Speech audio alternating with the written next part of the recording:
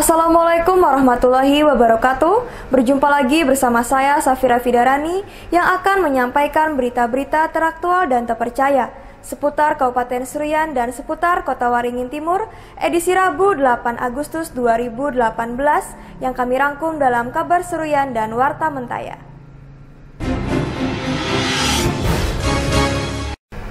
Sebanyak 52 CPNS diambil sumpah janji sebagai pegawai negeri sipil. Pengambilan sumpah janji tersebut dipimpin langsung oleh penjabat Bupati Seruyan Insinyur Muhammad Hatta. Pemerintah Kabupaten Seruyan kembali mengambil sumpah janji 52 orang CPNS menjadi pegawai negeri sipil. Pengambilan sumpah janji dipimpin langsung oleh penjabat Bupati Seruyan Insinyur Muhammad Hatta MM. 52 aparatur yang baru dilantik menjadi PNS ini memiliki jabatan fungsional. Di antaranya PNS dengan jabatan fungsional guru sebanyak 32 orang, PNS dengan jabatan fungsional bidan sebanyak 9 orang, PNS dalam jabatan fungsional penyuluh pertanian sebanyak 3 orang, serta PNS dalam jabatan fungsional auditor sebanyak 8 orang. Dalam pelantikan tersebut, penjabat Bupati Seruyan Insinyur Muhammad Hatta MM mengucapkan selamat atas dilantiknya 52 aparatur ini. Ia mengatakan, kegiatan ini merupakan ketentuan peraturan pemerintah nomor 11 tahun 2017 tentang manajemen pegawai negeri sipil. Muhammad Hatta mengatakan bahwa jabatan fungsional tertentu merupakan jabatan yang sama pentingnya dengan jabatan struktural, sehingga perlu dilaksanakan pelantikan sumpah janji jabatan.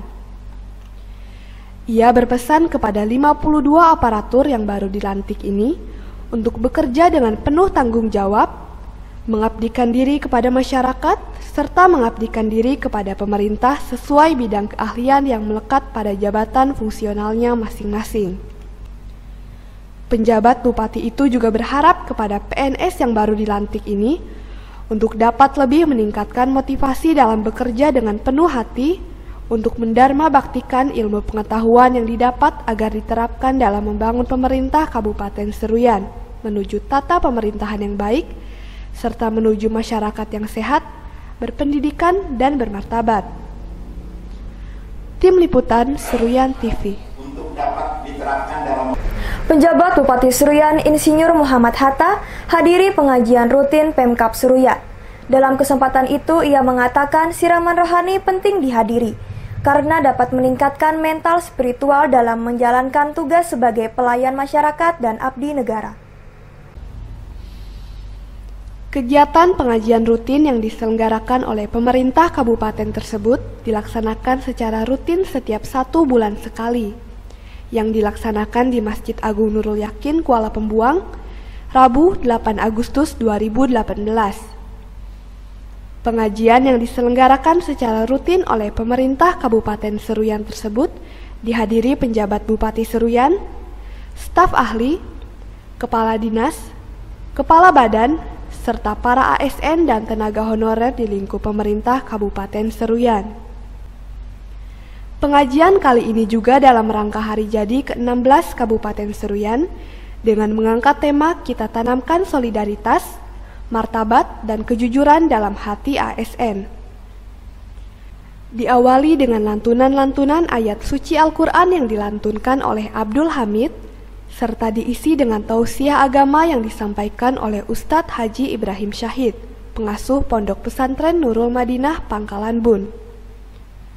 Pengajian rutin tersebut tak lain bertujuan agar aparatur pemerintah memiliki mentalitas spiritual yang penuh dengan iman dan takwa kepada Allah Subhanahu wa Ta'ala dalam menjalankan tugas sebagai pelayan masyarakat dan abdi negara.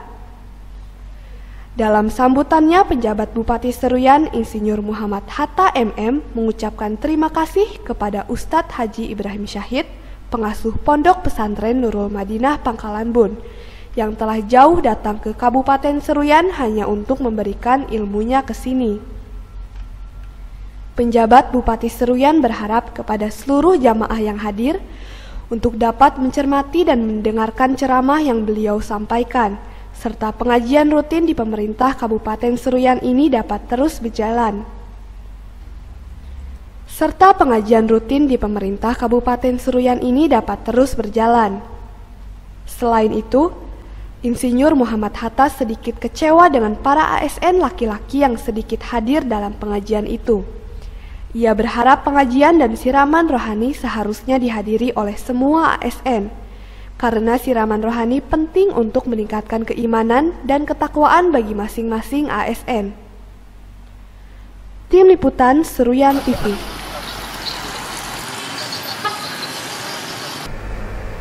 Untuk memberikan pengertian dan meningkatkan para tenaga penyuluh keluarga berencana di Seruyan, DP3A PPKB Kabupaten Seruyan menggelar sosialisasi standarisasi pelayanan KB yang dilaksanakan di Aula SMPN 1 Kuala Pembuang 8 Agustus 2018. Dalam rangka upaya peningkatan kualitas pelayanan keluarga berencana dan memberikan pemahaman serta peningkatan keterampilan kepada para penyuluh, Dinas Pemberdayaan Perempuan, Perlindungan Anak, dan Keluarga Berencana Kabupaten Seruyan menggelar sosialisasi standarisasi pelayanan keluarga berencana atau KB dan pergerakan KB MKJP di Kabupaten Seruyan. Kepala Dinas Pemberdayaan Perempuan, Perlindungan Anak, dan Keluarga Berencana Kabupaten Seruyan Purwadi pada saat diwawancarai sejumlah media menjelaskan bahwa standarisasi pelayanan metode kontrasepsi jangka panjang atau MKJP ini pelaksanaannya menyeluruh, meliputi pelayanan fasilitas pemerintahan, puskesmas, maupun klinik-klinik KB yang ada di perusahaan.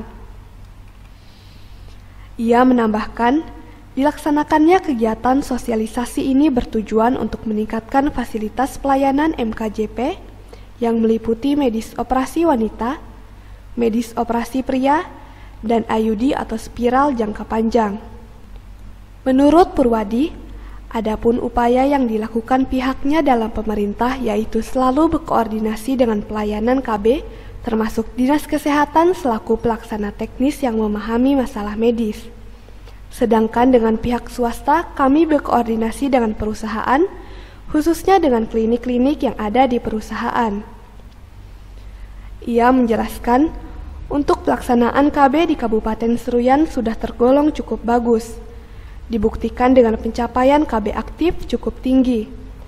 Tetapi untuk MKJP ini masih termasuk rendah, khususnya medis operasi pria. Purwadi juga berharap, karena MKJP ini biar lebih praktis serta penggunaannya untuk jangka panjang, dari sisi biaya bisa lebih hemat dibandingkan menggunakan suntik atau pil. Tim Liputan Seruyan TV. Dinas Pekerjaan Umum dan Penataan Ruang Provinsi Kalimantan Tengah bekerja sama dengan Dinas PUPR Kabupaten Seruyan menggelar fokus group discussion dalam rangka penyusunan rencana rinci tata ruang di kawasan strategis provinsi atau KSP Teluk Segintung Kabupaten Seruyan. Tujuan fokus grup discussion ini adalah merumuskan dokumen rencana rinci tata ruang atau RRTR kawasan strategis provinsi yang nantinya Segintung akan dijadikan sebagai dasar dan acuan dalam perizinan, pengendalian pemanfaatan ruang di kawasan ekonomi Segintung Kabupaten Seruyan Provinsi Kalimantan Tengah. Fokus grup discussion atau RRTR tersebut dibuka secara resmi oleh Sekretaris Dinas PUPR Kabupaten Seruyan, Nordiansah. Dihadiri perwakilan dari Dinas PUPR Provinsi Kalimantan Tengah yang dilaksanakan di Aula lantai 2 kantor Bapeda Kabupaten Seruyan, Rabu 8 Agustus 2018. Dalam sambutan Kepala Dinas PUPR Kabupaten Seruyan yang dibacakan oleh Sekretarisnya Nordiansah, ia menjelaskan bahwa tujuan dari penataan kawasan strategis Provinsi Segintung yaitu untuk mewujudkan pelabuhan Segintung sebagai transportasi laut yang efisien dan menjaga kelestarian lingkungan. Ia mengatakan bahwa perwujudan tujuan penataan ruang kawasan strategis Provinsi Segintung dapat dicapai dengan kebijakan penataan ruang sebagai berikut. Pertama, pengembangan kawasan pelabuhan Segintung. Yang kedua, pengembangan jaringan aksesibilitas wilayah. Ketiga, pengembangan ekonomi berbasis sektor unggulan dan potensial. Dan yang keempat yaitu pelestarian lingkungan. Tim Liputan Seruyan TV.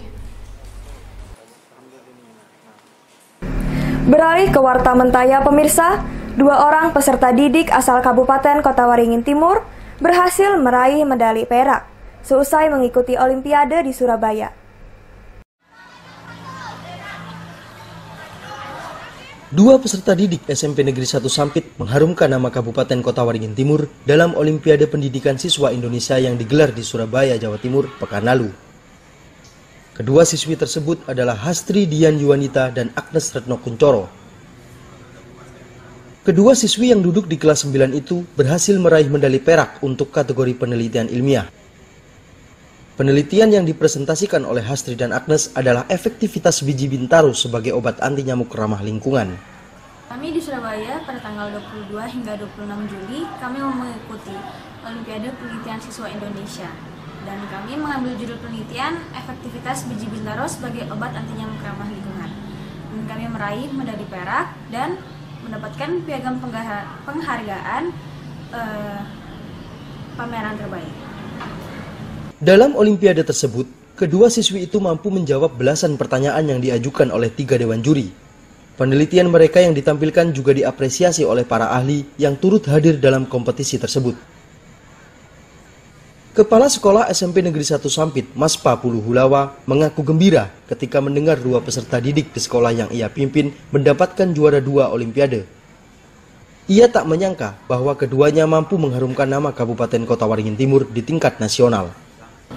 Saya sangat bersyukur kepada Allah yang mana selama saya memimpin di sekolah ini, alhamdulillah prestasi-prestasi di bidang akademik maupun non itu tetap ada. Kemudian mudah-mudahan mereka ini tidak hanya berhenti di sini, supaya mereka, karena ini anak-anak yang berdua ini, Hastri dengan Agnes ini mereka sudah kelas 9 sekarang, jadi mereka lebih fokus pada kegiatan pembelajaran. Kemudian di samping itu mereka tetap kita minta untuk bagaimana supaya bisa SMP 1 ini tetap tahun depan masih ada lagi orang yang seperti mereka. Jadi mulai sekarang kita menyiapkan anak-anak yang kelas 7 dan 8. Kemudian juga Hastri dan Agnes ini supaya menjadi motivasi lah bagi adik-adik kelasnya. Maspa berharap prestasi yang ditorehkan oleh Hastri dan Agnes menjadi motivasi peserta didik lain untuk mengedepankan pendidikan daripada hal-hal yang tidak bermanfaat. Dari Sampit, Kota Waringin Timur, tim Pro TV mengabarkan. 13 orang korban ABK Bunga Hati 2 berhasil dievakuasi. Setelah sempat dinyatakan hilang di perairan Indramayu, Jawa Barat pada Jumat 3 Agustus 2018, akhirnya para awak kapal motor Bunga Hati 2 berhasil ditemukan dan dievakuasi oleh Basarnas Sampit serta Polisi Air Polres Kota Waringin Timur. Sebanyak 13 orang yang terdiri dari 1 orang nakhoda dan 12 orang ABK ini mengalami musibah saat sedang berlayar mencari ikan ke laut. Kapal yang terbuat dari bahan baku kayu ini terbalik setelah dihantam gelombang setinggi 4 meter di perairan Indramayu. Suprapto selaku koordinator Basarnas Sampit ketika berada di lokasi mengatakan, hampir selama 6 jam para ABK terombang-ambing di lautan dan berhasil diselamatkan oleh kapal motor Bahari Maju 2 yang sedang berlayar ke arah pelabuhan Bagendang. Ke-13 orang tersebut mengalami musibah kapal tenggelam di perairan Jawa di daerah Indramayu. Setelah berombang-ambing selama 6 jam, mereka diselamatkan oleh kapal Bahari Maju 2. Dan kebetulan Bahari Maju 2 bertujuan di Sampit. Untuk itu kita jemputan tadi jam 11 persis kapal Bahari 2 merapat di Pelabuhan Bagendang.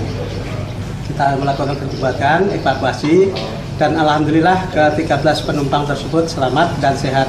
Setelah berhasil dievakuasi menuju Pelabuhan Sampit, Kabupaten Kota Waringin Timur, 13 ABK tersebut dibawa ke kantor KSOP untuk mendapatkan perawatan medis. Dari Sampit, Kota Waringin Timur, tim Pro TV mengabarkan. Demikian berita yang kami sampaikan kali ini. Saya Safira Fidarani beserta kru yang bertugas mohon undur diri dari hadapan Anda. Terima kasih dan sampai jumpa. Wassalamualaikum warahmatullahi wabarakatuh.